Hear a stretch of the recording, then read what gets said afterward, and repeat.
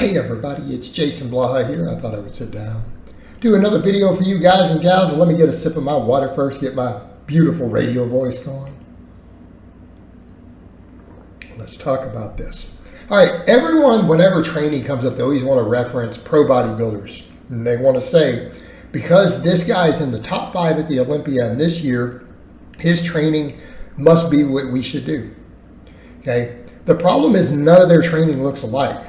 And I'll get into that in a minute of why you can't draw any conclusions at all on the proper way to train, even to build muscle or to become a pro bodybuilder who places in the top 5 at the Olympia.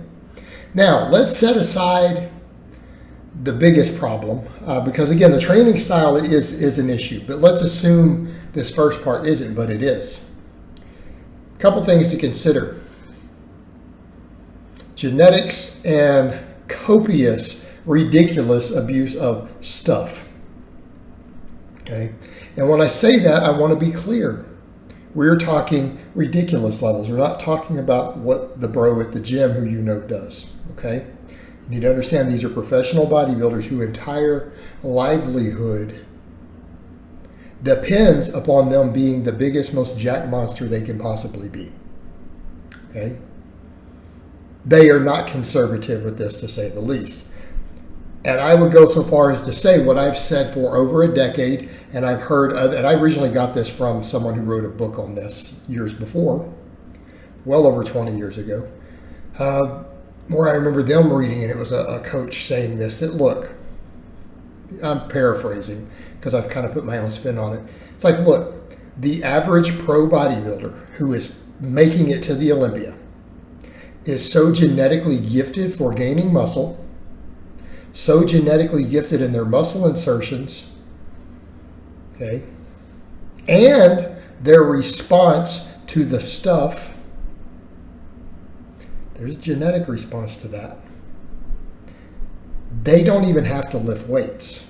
In other words, not saying to be where they are, but if they simply did some jumping jacks or burpees, maybe a few push-ups, a couple times a week, but they did everything else that they do in terms of having their genetics and taking all the stuff, they would still be the most jacked guy in the gym. They would walk into your gym right now and they would be the most jacked guy in that gym, even compared to the guy who's at your gym, odds are, who isn't natty and who trains really hard. If they just did some burpees and some jumping jacks and a couple push-ups. That's all it would take. They would still be ridiculously jacked. And I do mean ridiculously jacked. So you have to factor that in. Right? So let's get that clear right up front. But then when you start looking at the training, especially if you go back multiple generations, because are you going to say the current Mr. Olympia? Is that what you're going to follow? Because to be honest, he didn't look that good compared to some of the previous generations, right? Let's be honest. That physique wouldn't have won the Olympia 10 years ago. Okay, let's be clear. Current Mr. Olympia would not have won 10, 15 years ago. He would not have won. But let's set that aside. So, how do pro bodybuilders train? Do they train strict with perfect form and full range of motion? Or they do crazy cheat reps and partials? Well, it depends on which one you pick. Because there are guys, if you go and really watch their training, and I can think just off the top of my head, I'm not going to go into a bunch of different ones, but just immediate ones. Someone who, when you watched him train, it was strict, everything pretty high rep, nothing super heavy, everything for a full range of motion, almost no cheating, like very clean reps through a full range of motion, controlled eccentrics, everything. Phil Heath, okay, right? Again, just a bit of his training that I've seen, right? That's one extreme. But then lots of people think Branch Warren is an amazing bodybuilder. Have you watched him train? You ever watch Branch Warren train? He pretty much turns everything into a muscle clean. Right? Every single exercise that he does is a absurd amount of cheating. Even when he curls, he uses leg drive and body swing all over the place. Okay? That's how he chooses to train. Did he still place really well at the Olympia? Was he still considered, within the last generation to be one of the top bodybuilders in the world? But these training styles are completely incompatible. So does anyone see the issue here? Do you guys ever watch Arnold train? Did it ever look that strict to you? Tons of people will say, well, that's an older generation. Okay, fine. Tons of people loved Arnold. Do you ever watch how he trained? It was mostly sheet reps and swing, a lot of swinging, very little strict stuff. Even his concentration curls were very loose. Did he have arguably the most impressive physique of his generation? All right. How about heavy versus light?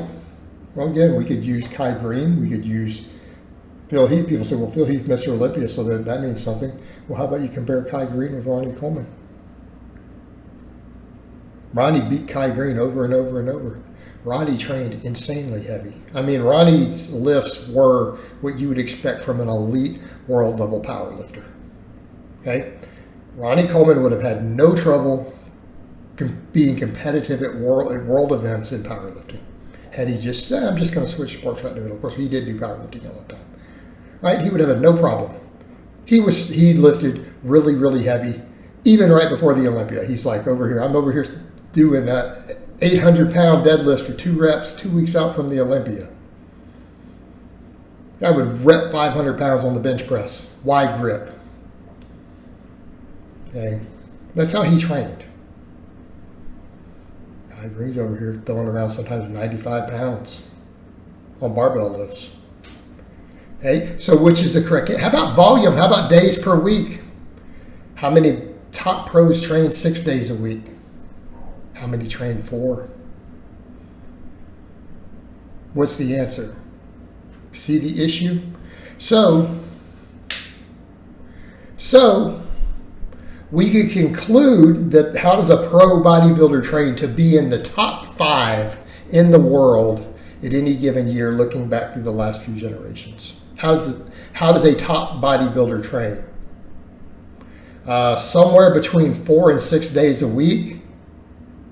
Their rep range being somewhere between 2 and 50 reps.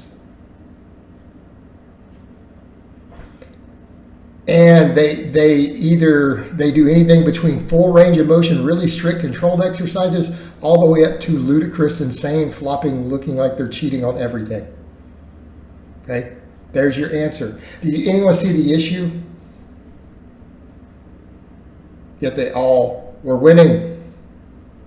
I mean, in terms of bodybuilding accomplishment, if you're placing at the Mr. Olympia, you're one of the best in the world. Yet there is no consistency at all in the training styles. None. Zero. That's why you can't really draw meaningful conclusions unless you say, well, however the current Mr. Olympia trains is how I'm going to train. Man, you're going to have to change your training style a lot. All right, guys, but that's really all I have to say on that today. I hope it's been informative, and I'll talk to you guys next time.